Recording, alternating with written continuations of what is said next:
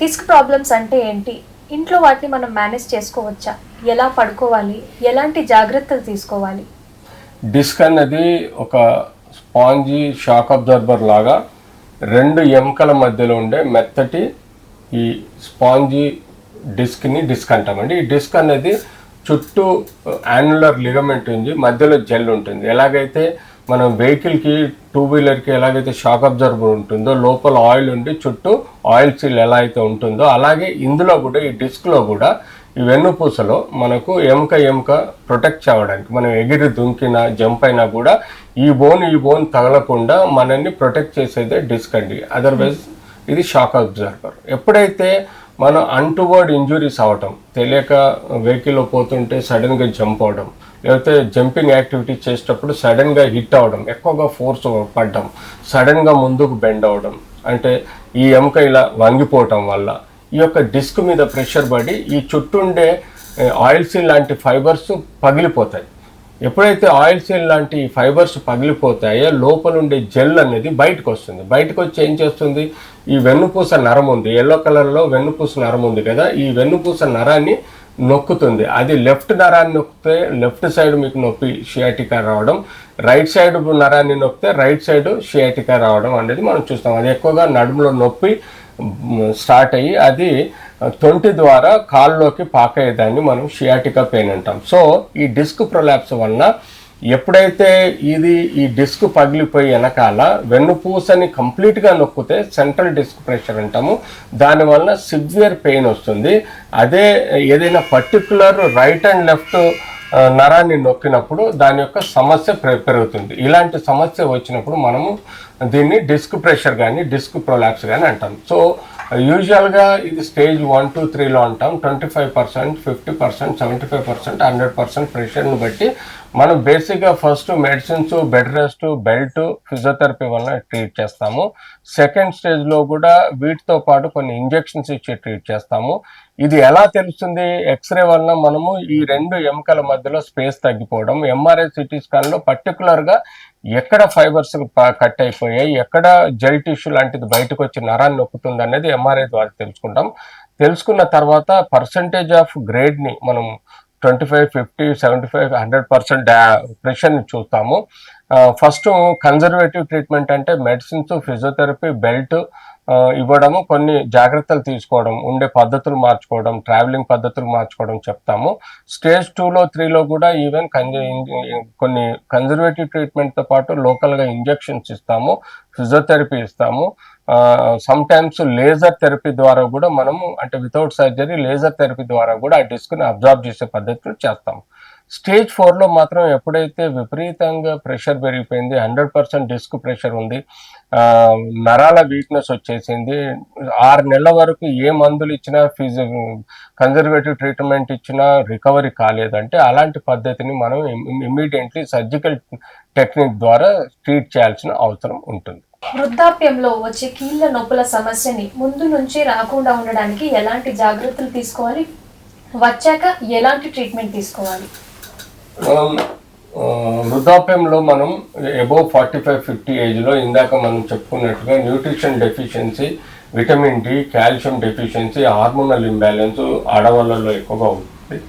మగవాళ్ళలో కూడా vitamin D, calcium deficiency, mineral deficiency, electrolyte deficiency వల్ల మనకు కీళ్ళల్లో ఎక్కువగా మనకు యూజువల్గా ఈ బ్లూ కలర్ది అనేది నార్మల్ కార్టిలేజ్ అండి. ఈ ప్యాచ్గా ఉండేదంటే ఆ నార్మల్ కార్టిలేజ్ అరిగిపోవడం, దీన్నే డీజనరేటివ్ జాయింట్ పెయిన్స్ అంటాము. ఇది ఎక్కువగా మనం మోకాళ్ళల్లో కనబడుతుంది. ఈ మధ్యకాలంలో మీరు వినుంటారు, చాలామంది చెప్పుకుంటారు, మోకాళ్ళ నొప్పికి టీకేఆర్ అనే సర్జరీ, జాయింట్ రీప్లేస్మెంట్ సర్జరీ అని చేయడం అని అంటారు. సో నో డౌట్ ఇది స్టేజ్ ప్రకారము డీజనరేషన్ అయ్యే వృద్ధులలో ఎముక కీలు వంగిపోయి నొప్పి రావడం మొదలవుతుంది. సో ఇనిషియల్గా స్టేజ్ 1లో 25% కార్టిలేజ్ అరిగిపోవడం, స్టేజ్ 2, 3లో 50%, 75% అరిగిపోవడం, స్టేజ్ 4లో కంప్లీట్ ఈ బ్లూ కలర్ అంతా మారిపోయి అంతా ప్యాచీ లెవెల్లో బోన్ జాయింట్ అంతా డిఫార్మిటీ అవ్వడం జరుగుతుంది. సో ఇనిషియల్గా వీటిని ఎక్స్రేస్ ద్వారా, ఎంఆర్ఐ, సిటీస్ ద్వారా మనం తెలుసుకోవడం జరుగుతుంది. బాడీలో విటమిన్ డి డెఫిషియన్సీ ఎంత ఉంది, కాల్షియం డెఫిషియన్సీ ఎంత ఉంది, మినరల్స్ ఎంత ఉన్నాయి, B12 ఎంత ఉంది, ఇవన్నీ మనం పరీక్షలు చేసుకున్న తర్వాత వాటిని కరెక్షన్ చేసుకోవాల్సిన అవసరం ఉంటుంది. స్టేజ్ 1లో వీటికి మనము స్ప్లింట్స్ అంటే బ్రేస్ ఒకటి ఇస్తాము, ఫిజియోథెరపీ చెప్తాము, మెడిసిన్స్, పెయిన్ కిల్లర్స్ ఇస్తాము. ఈ యొక్క కార్టిలేజ్ ఇంప్రూవ్ అవడానికి ట్యాబ్లెట్స్ ఉన్నాయి, రీజనరేటివ్ ట్యాబ్లెట్స్ ఉన్నాయి. స్టేజ్ 2, 3లో కొన్ని ఇంజెక్షన్స్ కూడా, రీజనరేటివ్ ఇంజెక్షన్స్ ఇస్తున్నాం. ఈ మధ్య కాలంలో PRP అనే ఒక ప్లాస్మా ఇంజెక్షన్స్ కూడా ఇస్తున్నాం. కానీ స్టేజ్ 4లో మాత్రం ఎట్టి పరిస్థితుల్లో ఎలాంటి మందులు, ఫిజియోథెరపీ, పట్టీలు, ఇంజెక్షన్స్ ఇచ్చిన ఫలితం ఉండదు. ఇట్స్ అనాటామికల్ డిరేంజ్మెంట్ అంటాం. కంప్లీట్లీ బయోమెకానికల్గా డ్యామేజ్ అయిపోయింది. దానికి సర్జరీయే ఒక ట్రీట్మెంట్ అండి. ఈ మధ్య కాలంలో కొంతమంది నాన్ ఆర్థోపెడిక్ డాక్టర్లు, అనెస్థీషియా డాక్టర్లు, లేకపోతే MBBS డాక్టర్లు పెయిన్ క్లినిక్ అనే పేరు మీద ప్రజల్ని మోసం చేస్తున్నారు. ఇది మీరు పరిగణలోకి తీసుకోండి.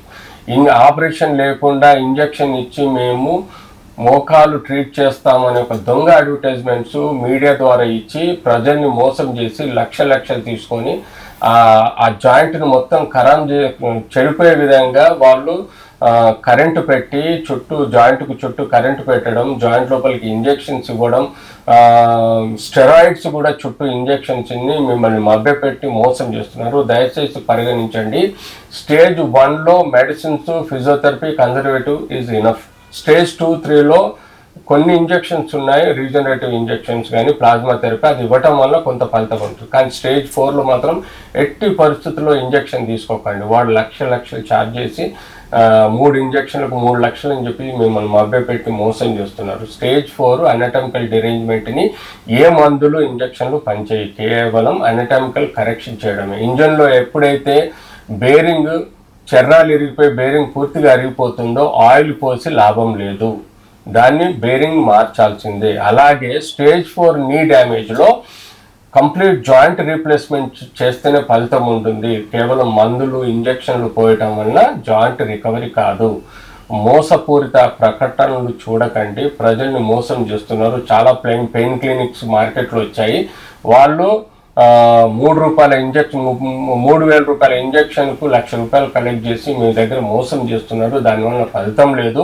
ఎప్పుడు ఆపరేషన్ అవసరం ఉంటే అప్పుడు ఆపరేషన్ చేయించుకోండి. అంతకుముందు మీరు మెడిసిన్స్ వాడుకోవచ్చు, బ్రేసెస్ వాడుకోవచ్చు, ఇంజెక్షన్స్ కూడా వాడుకోవచ్చు. కానీ ఎప్పుడైతే ఆపరేషన్ అవసరం అనిపిస్తుందో, ఎప్పుడైతే జాయింట్ డిఫార్మిటీ పెరుగుతుందో, ఎప్పుడైతే జాయింట్ 100% డ్యామేజ్ అవుతుందో తప్పనిసరి పరిస్థితుల్లో టోటల్ నీ రీప్లేస్మెంట్ అనేది తప్పదు. ఇంజన్లో బేరింగ్ ఎలాగా మారుస్తామో అలాగే జాయింట్కు ఈ యొక్క రీప్లేస్మెంట్ సర్జరీ అనేది నెససరీ. సో ఇది పరిగణలో తీసుకొని మోసం చేసే డాక్టర్లను నమ్మకండి. అనవసరంగా ఇంజెక్షన్లు అవసరం లేనప్పుడు తీసుకోకండి. సిట్టింగ్ పోస్చర్ వల్ల, స్టాండింగ్ పొజిషన్ వల్ల మన బాడీ ఎలా ఎఫెక్ట్ అవుతుంది? వాట్ ఎవర్ బాడీ అనటమికల్ పొజిషన్లో, సిట్టింగ్లో కానీ స్టాండింగ్లో కానీ ఒక నిటారుగా ఉండే ప్రక్రియ అనేది అనటమికల్ పొజిషన్. సో ఎప్పుడైతే అబ్నార్మల్ మూమెంట్లో కూర్చున్నాం, అంటే వంగి కూర్చున్నాం, అప్పుడు ఏమవుతుందంటే ఒక అబ్నార్మల్ ప్రెషరు మెత్తటి ఎముకల మీద పడ్డప్పుడు బోన్లో ఒక ప్రక్రియ ద్వారా క్రష్ అయిపోయి బోన్ హంచ్ బ్యాక్ కానీ లేకపోతే ఇలా గూన రావడం లాంటి సమస్యలు వస్తాయి.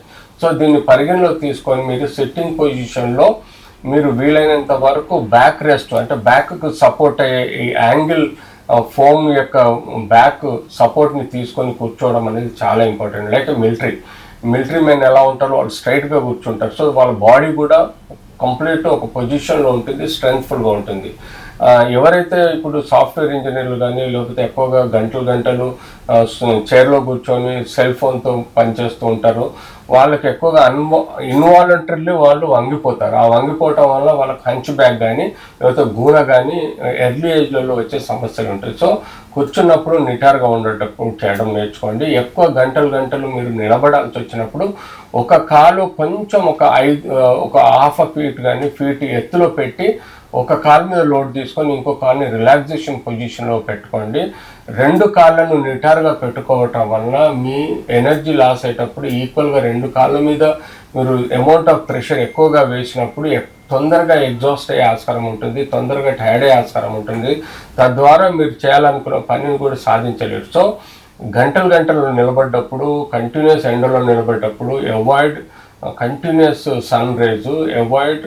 అలా అంటే ఏదైనా మీరు గొడుగు కానీ లేకపోతే రెగ్యులర్గా వాటర్ విత్ సాల్ట్ కానీ షుగర్ కానీ లేకపోతే లెమన్ కానీ కలుపుకొని వాటర్ నిష్పత్తి ఎక్కువగా తీసుకోండి. బాడీని కొంత రిలాక్స్ పొజిషన్లో పెట్టుకోండి. వీలైనంత వరకు కంటిన్యూస్ ఎండలో ఎక్స్పోజ్ కాకుండా నీడ పట్టున నిలబడండి. ఎక్కువగా పోలీస్ ఆఫీసర్స్ కంటిన్యూస్గా రోడ్ల పైన నిలబడతారు.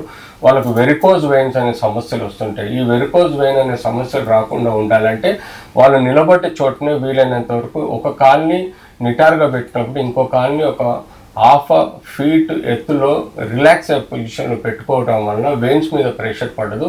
ఎప్పుడైతే వెయిన్స్ మీద ప్రెషర్ పడదో వాళ్ళకు రక్తనాళాలు ఉబ్బిపోవడం, రక్తనాళాల వ్యాధి రాకుండా, రక్తనాళాలకు అల్సర్స్ రాకుండా, లిమ్లో వెరికోజ్ వెయిన్స్ రాకుండా మనం అవాయిడ్ చేయొచ్చు. సో ఇలాంటి కేర్ అనేది ప్రతి ఒక్కరూ కూర్చున్నప్పుడు నిల్చున్నప్పుడు తీసుకోవాల్సిన అవసరం ఉంటుంది.